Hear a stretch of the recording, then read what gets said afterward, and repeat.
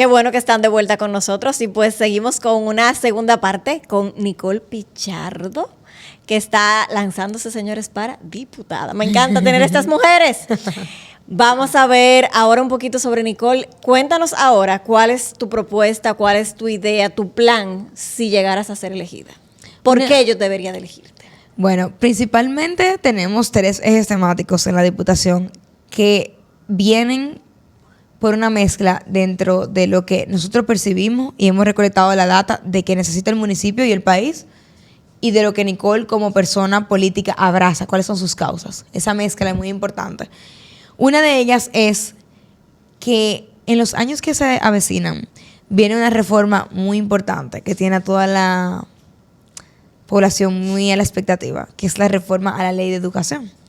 La Ley de Educación es de 1997. Yo nací en el 1997. Entonces nosotros le tenemos una deuda muy importante a la educación dominicana, sobre todo cuando se trata de currícula educativa y de la manera en la que se enseña.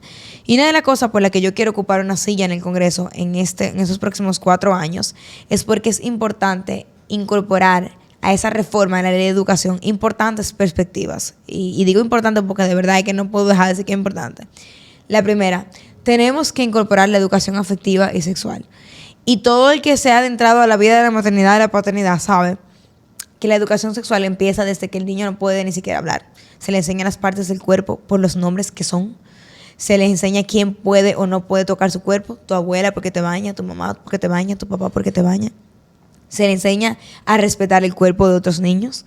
Se le enseña en qué lugares pueden andar desnudos y en qué lugares no pueden andar desnudos. Todo eso es educación sexual integral. Y se va creciendo con nueva información. Ya en la adolescencia es momento de incorporar la educación sexual que te ayuda a planificar la vida. Está demostrado científicamente y no solamente en los científicos, sino en el campo, en América Latina. Países como Colombia han logrado reducir su tasa de embarazo adolescente y Costa Rica educando sexualmente a la juventud. ¿Por qué? Porque cuando tú enseñas a la juventud, yo me río mucho porque cuando me preguntan qué educación sexual yo recibí, era como un libro, en una página había un pene y una vagina, en las partes del pene y la vagina, cuando tú pasabas la página era como sífilis, gonorrea y embarazo. O sea, tú no tienes como un gris, ¿qué pasó en el medio? O sea, ¿qué pasó en el medio que me dio esto? Entonces, esa educación basada solamente en la genitalidad y en el miedo, lo que hace es que crea mucho morbo, mucho tabú. No le enseña a la juventud a planificar su vida y sobre todo no le enseña algo muy importante, que es tener el lenguaje para defenderse y para denunciar agresiones sexuales, que es muy importante. Entonces, incorporarle esa educación en el currículo educativo, pero también la educación emocional, para nosotros prevenir toda esta violencia que tenemos en República Dominicana. Vamos a seguir diciéndole a la niña que cuando el niño le da es porque la quiere. Esa es la idea del amor que le vamos a enseñar a la niña. Le vamos a seguir diciéndole al niño que el niño que llora es un palomo. No, los niños pueden llorar. O sea, eso tiene que empezar también en la escuela. Y otra cosa muy importante que yo quiero que pase en la escuela es que retomemos la educación cívica y política. Porque solo con educación cívica y política vamos a poder juzgar correctamente a los políticos, porque vamos a ver lo que hacen. Si no, no sabemos lo que hacen. O sea, la gente me dice, no, que ese diputado, yo no voy a votar por él porque él nunca ha traído una canastilla. Bueno, pero es que el rol del diputado no es llevar canastillas. El rol del diputado es fiscalizar, legislar y representar. Entonces, ahora mismo hay como un matrimonio perfecto, pero un matrimonio totalmente tóxico. Tú tienes una población que está analfabeta políticamente y unos políticos que hacen y deshacen porque nadie tiene la capacidad de darle seguimiento. Entonces hay que romper con ese ciclo de toxicidad. Y eso se tiene que incorporar a la Ley de Educación y por eso yo voy al Congreso. Otra razón por la que yo quiero ir al Congreso es una de las causas que yo he abrazado toda la vida, los derechos de las mujeres y la niña dominicana. Espérate, antes de que tú te adentres en esa. Cuando tú llegues, e incluye dentro de la educación, que nosotros hemos comentado mucho aquí, la inteligencia financiera. Yo iba a decir eso.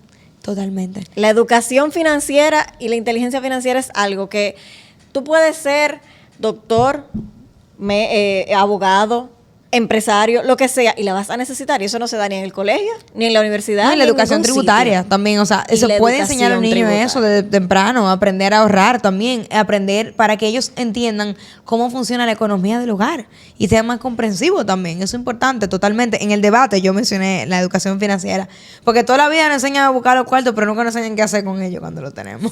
Exactamente. Y el tema de la mujer y la niña, nosotros en República Dominicana tenemos estructuras de cuidados. O sea, si tú existes y yo existo es porque alguien nos cuidó. todos tenemos obligaciones de cuidados. ¿Qué pasa? Hay una encuesta nacional de la Fuerza de Trabajo que dice que hay 800,000 personas en República Dominicana que están desempleadas y dicen no poder ir a trabajar porque tienen que cuidar de un niño, de un adulto mayor o de una persona con discapacidad. Y de esas 800,000 personas, ¿tú sabes cuántas son mujeres? Todita. El 98%. Entonces estamos teniendo un problema de productividad nacional también, porque la mitad de la población no está pudiendo ir a trabajar de la manera correcta y la que está yendo a trabajar tiene una fatiga emocional enorme porque tiene 3, 4 y 5 jornadas de trabajo. Entonces, ¿qué solución hay desde el Congreso para eso? Bueno, el Sistema Nacional de Cuidados. A eso yo quiero ir al Congreso. Existen estructuras de cuidado como los CAIPI, que son guarderías infantiles subsidiadas, que están en los sectores populares del país. Existen los CONAPE, que son para personas envejecientes, pero son lugares de día, no pueden dormir ahí, tienen un alcance muy mínimo. También existen los CAIT, que son para terapias de niños o personas con discapacidad. ¿Qué pasa? Esas estructuras sirven y funcionan muy bien, son políticas públicas exitosas, pero no dan abasto. ¿Por qué? Porque no tienen suficiente presupuesto. Cuando tú introduces un proyecto de ley y lo apruebas que crea el Sistema Nacional de Cuidados, integra esos servicios como uno, entendiendo el cuidado en todas sus dimensiones, y puede garantizar mayor presupuesto para ellos. ¿Por qué? Porque no va a depender de la voluntad del gobierno de turno, porque ya la ley dice que eso es un derecho y que hay que garantizarlo. Eso es lo primero. Pero también crea estructuras mixtas. Por ejemplo, la que trabaja en mi casa se llama Sonia y tiene una hija de 5 años. Sonia vive en un campo de Bonao que se llama Juan Adrián. En Juan Adrián quizá no hay suficiente niño para poner un CAIPI, pero en el centro de Bonao sí. ¿Qué se hace? Yo no quiero que de Juan Adrián cojan los padres y los madres y monten a un muchacho en un motor, en una Topita Duarte, para llevarlo para el centro de Bonao. No, yo quiero que se queden en Juan Adrián. ¿Cómo lo hago? Con un Sistema Nacional de Cuidados, yo ubico como Estado quiénes son las cuidadoras de aquí, en quién que la gente confía para cuidar a los niños, que usualmente son las mujeres. Pues yo las educo en Infotep, le doy, profesionalizo su trabajo y le creo una estructura mínima de cuidado, dígase un club de leones que haya, que de mediodía sea guardería, una iglesia que mediodía sea guardería, un multiuso, y hago una estructura mixta. Donde no funciona CAIPI, entreno a las cuidadoras. Donde no hay cuidadora, busco cuidadoras.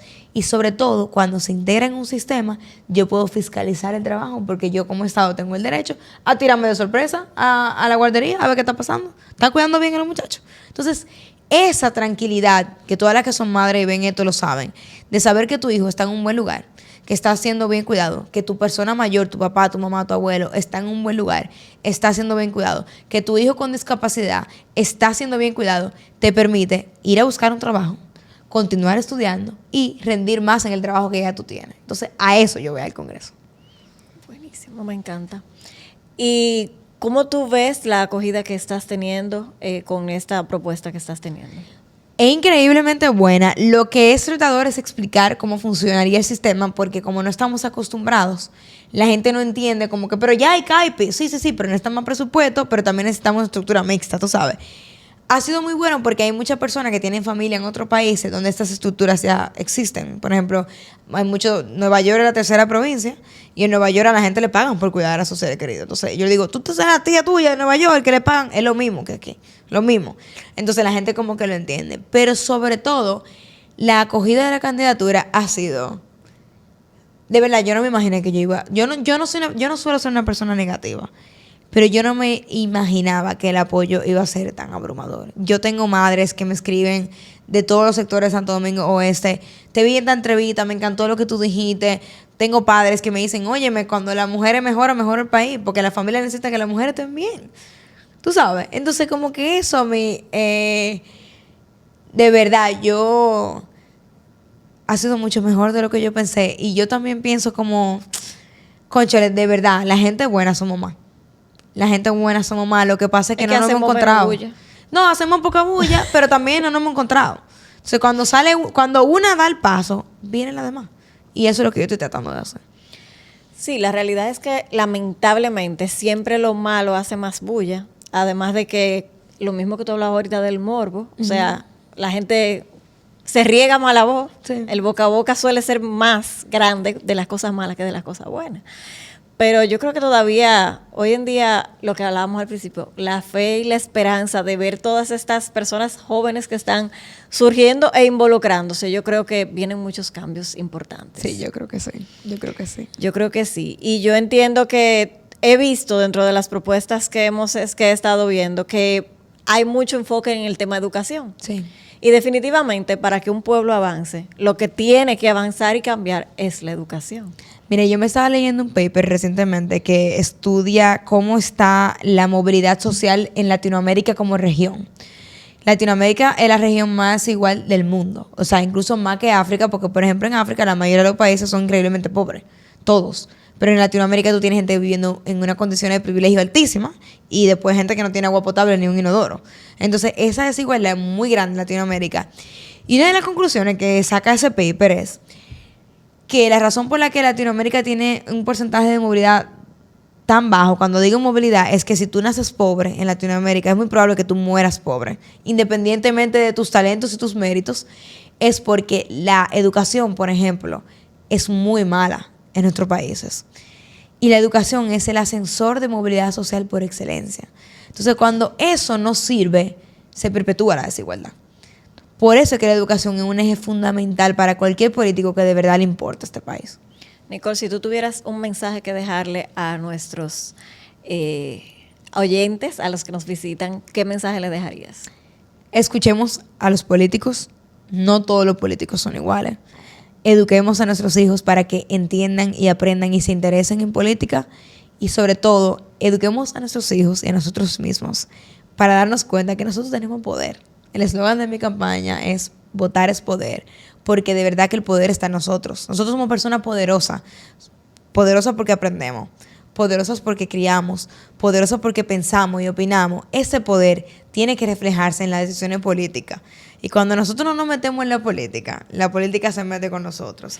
Esta candidatura es una apuesta a que se meta con nosotros, pero bien, porque vamos a tener una silla en el Congreso. Así que le pido su voto y que sigamos conversando, de verdad. Gracias, Nicole. Ha sido un placer conocerte y espero que tengas muchos éxitos porque vislumbra muchas cosas buenas esa candidatura. Muchas gracias y muchas gracias por la invitación. Espero volver después de que sea diputada. Claro que sí, ya vendrás a contarnos. Señores, hasta aquí con Nicole, que todavía tenemos mucho más en Mujer a Tres Tiempos.